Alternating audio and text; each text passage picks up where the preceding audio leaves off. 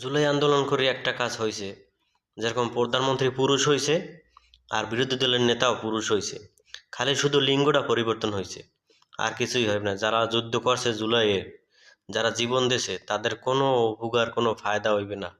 তারা এখন বড় বিপদে আছে। তারা এখন মনে মনে কইতে আছে যে আমরা কেন এই জীবন দিয়া, এই রক্ত দিয়া এই দেশ আবার স্বাধীন করলাম।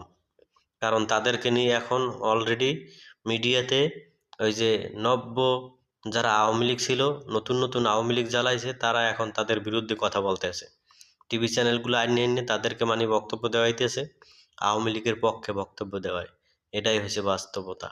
কিন্তু একটা দল বিদেশ থেকে আসছে, অনেকে সাজাপ্রাপ্ত আসামি, তারা এখন মনে করেন যে এমপি মন্ত্রী হয়ে গেছে, অথচ জুলাই যুদ্ধেরদেরকে এখন কোনো খবরই রাখে না।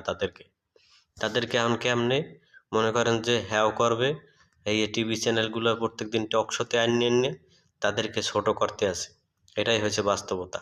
সুতরাং কোনো উপকারে তো আসেই নাই, বরঞ্চ একটা দলকে ক্ষমতায় এনে দিয়েছে। এইটাই হয়েছে বাস্তবতা।